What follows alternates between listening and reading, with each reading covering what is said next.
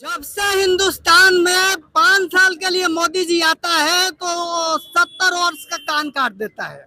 वो कहता है कि सब हवाएं खुद करेगी रोशनी का फैसला। जिस दिए में ओसामा साहब रहेंगे वही दिया जल पाएगा। तेजस्वी सरकार जो है ये बगैर इनके साथ में कोई उपाय नहीं है। वो मुख्यमंत्री बनेंगे, ये उप मुख्यमंत्री। स्वागत है आप सभी का फिर से एक बार। अभी हम लोग की उपस्थिति जो है सिवान में है।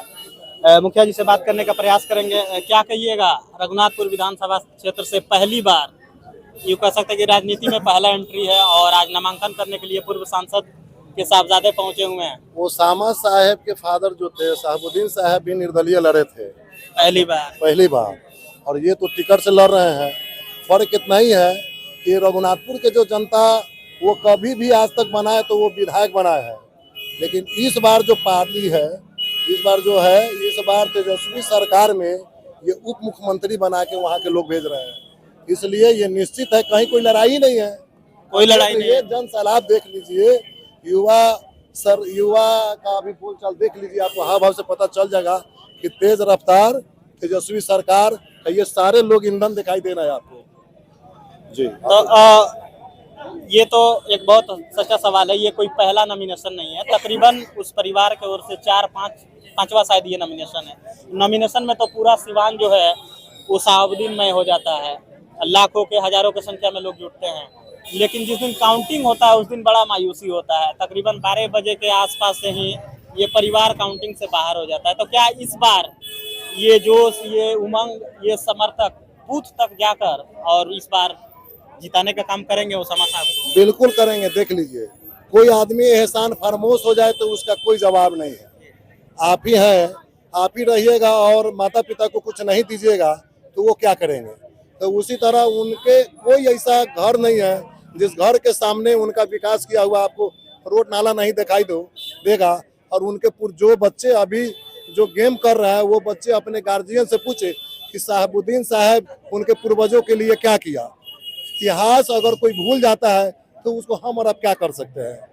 यही बात है, शहाबुद्दीन साहब का हर घर में हर परिवार में उनका एहसान है।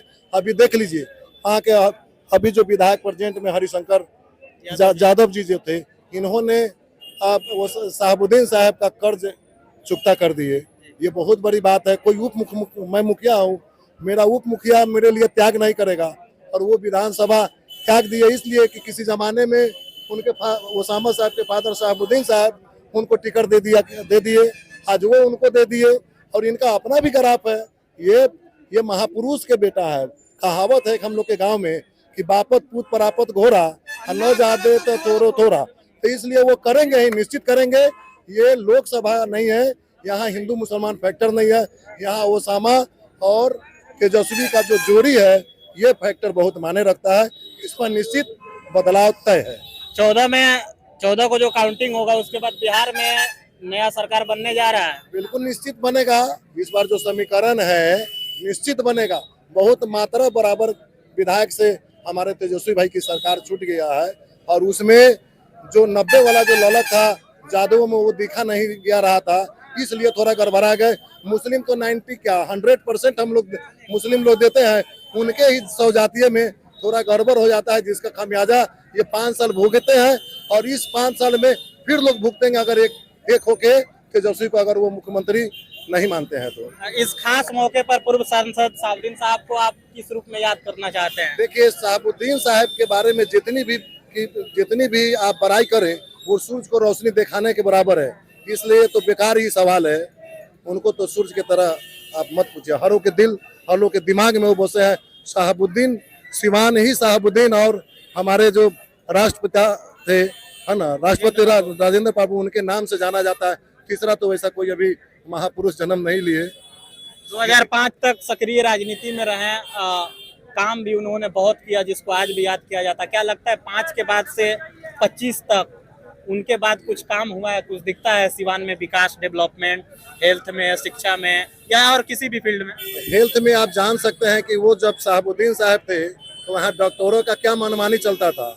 उनके रहते भरे में जरा सा टस से मस नहीं होता था। और अभी देख लीजिए है ना, हर डॉक्टर अपना अपना ये रखे हुए है, क्या बोलते हैं, कमीशन पे आदमी बहाल कर रखे हैं जो जनता सबको लूटने वाले। बड़े लोग तो हम लोग तो कहीं दिखा लेंगे, जो गरीब गुरबा गांव से आते हैं उनको तो कम से कम टाइट करके रखे थे डॉक्टर को।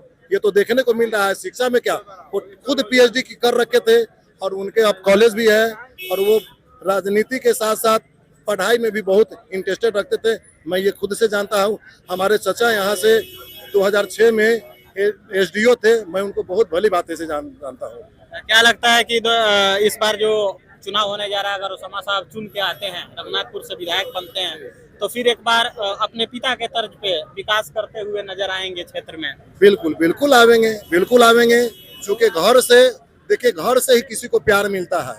अगर किसी को बाबू बाबू कहिएगा तो ऑटोमेटिकली बाबू बाबू आइए, तो ऑलरेडी ही बाबू है, साहब के बाबू है, इसलिए साहब के नक्शे कदम पे चल रहे हैं।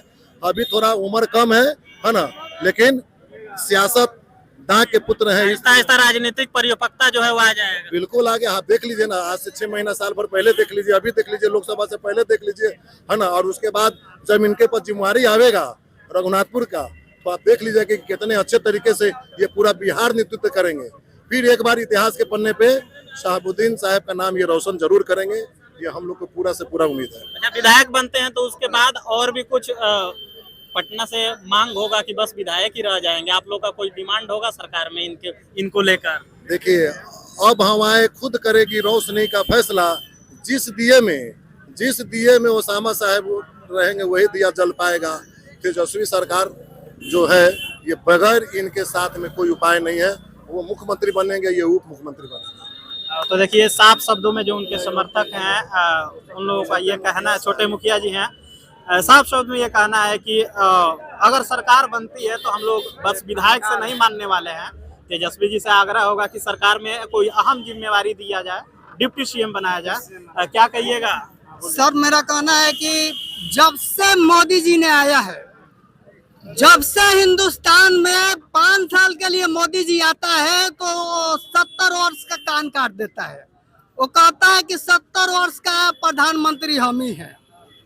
इस वक्त जो है हम लोग पूरे हिकमत के साथ और पूरे हिम्मत हौसले के साथ और पूरे बुलंदी के साथ जो है मोदी को बिहार, यूपी, महाराष्ट्र, बंगाल से उखाड़ फेंकने का काम करेंगे।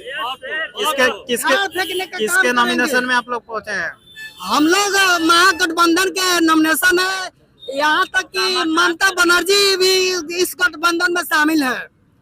और आपका ये कांग्रेस का पार्टी राहुल गांधी जी हमारे, वो भी शामिल है। हमारे तेजस्वी यादव जी वो भी शामिल है। हमारे ये ओसामा साहब जी वो भी शामिल है। देखिए, हमारा कहना है कि एक खामोश मिजाजी तुम्हें जीने न देगी, ये खामोश मिजाजी तुम्हें जीने न देगी। अरे जीना है इस दौड़ में तो हिंदुस्तान वालों, मोदी को उखाड़ फेंको हिंदुस्तान के। सर फरोजी की तमन्ना ये हमारे दिल में। अरे देखेंगे मोदी कितना जोर इस बाजुए कातिल में।